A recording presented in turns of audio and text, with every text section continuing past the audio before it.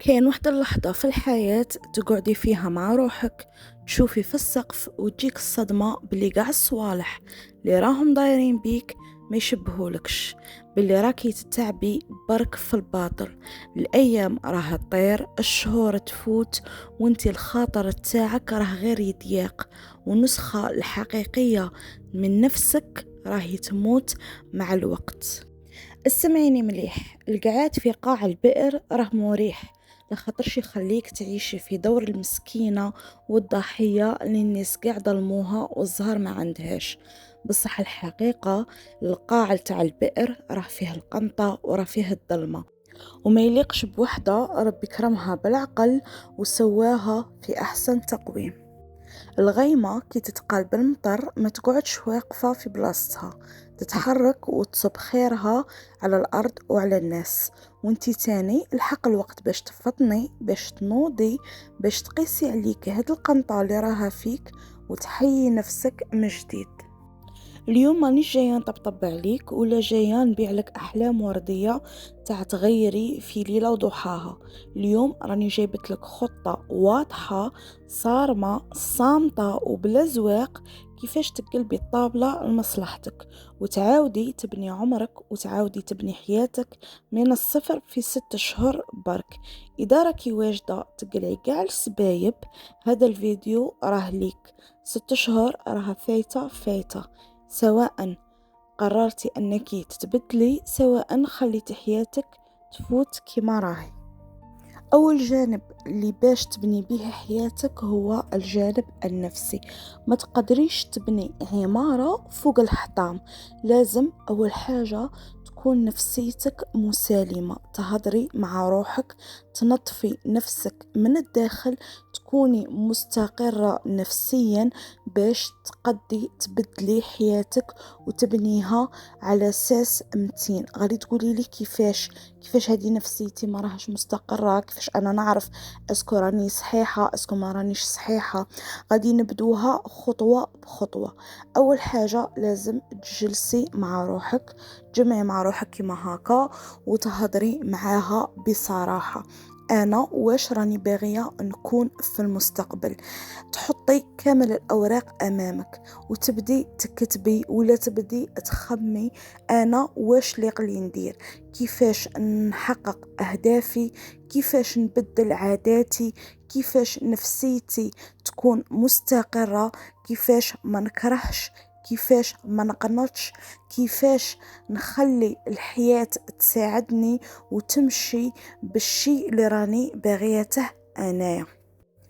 أول خطوة اعترفي بكل خيبة فاتت عليك، بكل جرح جرحوه لك، بكل بنادم حطيتيه في مقام عالي وهو ما يستاهلش هداك المقام.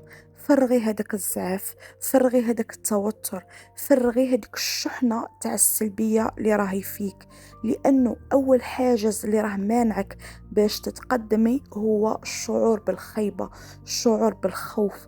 تخافي تتقدمي، تخافي تسيي، تخافي ديري الثقة في ناس جدد، دايما مخلية الماضي يتحكم فيك ومحبسك في بلاصتك. الماضي صاير راح، ديري في بالك باللي الماضي راح، ما غاديش يولي، ما غاديش يتبدل. اللي فات فات واللي صرا. دونك لازم تخمي في الحاضر وتخمي في المستقبل اللي راه جاي. المستقبل راه باغيك تفيقي، راه باغيك تفطني، باغيك تشوفي روحك، تشوفي حالتك، تشوفي نفسك، تشوفي أحلامك، تشوفي أهدافك. ما تقعديش دايما متحسرة على الماضي. كون درت، كون هدرت هذيك الهضرة، كون جربت هذيك التجربة. فطني مع روحك. الخطوة الثانية وهذه أهم خطوة اللي هي الصيام الرقمي.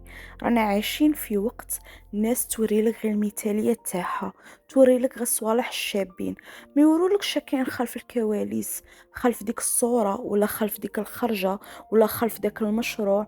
ما يورولكش الصعوبات اللي فاتوا فيهم، ما يورولكش المخاطر اللي داروهم، ما يورولكش الخيبات اللي صراولهم، لا يورولك الاشياء اللي انتي كي تشوفيها تحسي بالغيره. انتي تقعدي قاعد نهار تسكرولي 24 ساعه، تشوفي فلانه واش دارت، فلانه فتحت مشروع، فلانه باعت شعار من كولي، فلانه دارت، وانتيا يتربى لك غير المرض، يتربى لك الغيرة، تتربى لك الخيبة، تقولي أنا ما نقدش نبدا، أنا ما نقدش نولي كيفها، خاطرش ما عنديش أنا شا عندها هي. ولكن قادر يكون الصفر تاعك الزيرو اللي غادي تبدي به نتيا هو المية اللي وصلته هي في عام ولا في 6 شهور ولا في عامين ولا. سما ما تقعديش تقارعي في المثالية، انتي بدي بواش عندك، بدي بالاشياء البسيطة اللي انتي راكي تشوفي فيها بسيطة، بصح الناس باش وصلوا لها قعدوا عوام قعدوا شهور باش وصلوا للاشياء اللي راهي عندك انتيا. دونك انتيا بداي ما تقعديش تقارعي في الناس، ما تقعديش تسكرولي وتشوفي هدي دارت وهدي دارت وتقارني بشا عندك انتيا بشا عندهم هما. لا، بداي وحبسي عليك هذا المرض. ولازم تتصالحي مع فكرة أنك تقعدي وحدك هاد اليامات. هاد 6 شهور تستحق منك زوج صوالح: الصمت والتركيز. ركزي على حياتك وسكتي، اختفي من المجتمع، اختفي من السوشيال ميديا، اختفي من هذا السكرول. ما تخليش الناس تعرف واش راكي ديري. انتيا لازم تبني نفسك، تبني حياتك، تبني طموحك على اساس متين. ما يهمش الناس يشوفوك شا غادي ديري ولا وين غادي تروحي، المهم انتيا واش تتبتي لنفسك، انتيا واش غادي تكوني من على 6 شهور، انتيا وطموحك، انتيا واحلامك واهدافك. الجانب الثاني اللي لازم تبنيه في هادو 6 شهور هو الجانب الديني. لازم تتقربي من الله سبحانه وتعالى. ديري في بالك ما كانش حاجة ديريها تكون بدون بركة الله تعالى.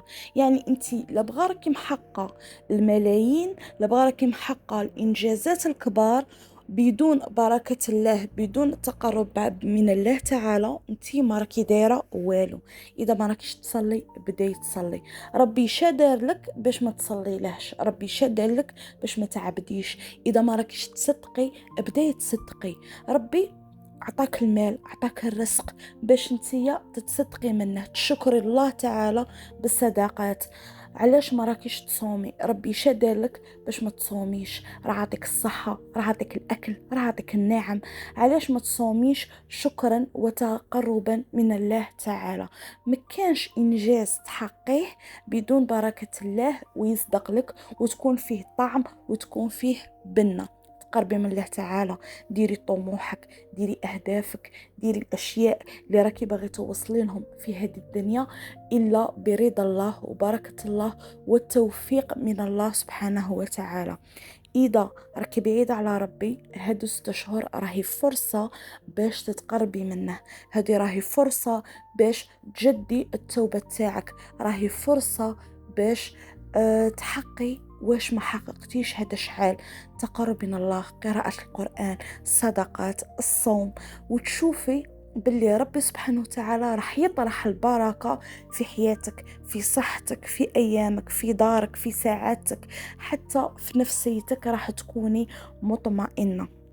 الجانب الثالث في رحلة بناء حياة في 6 أشهر هو بناء عادات صارمة، بناء عادات تنضبطي عليها، عادات صحية سليمة، تبعدي على العادات السيئة، العادات السلبية اللي راهي تسلب منك وقتك، تسلب منك حياتك، تسلب منك صحتك، وتحوليها إلى عادات جيدة، عادات مفيدة تبدلي بها حياتك، ضيفيها روتينك اليومي وتنضبطي عليها.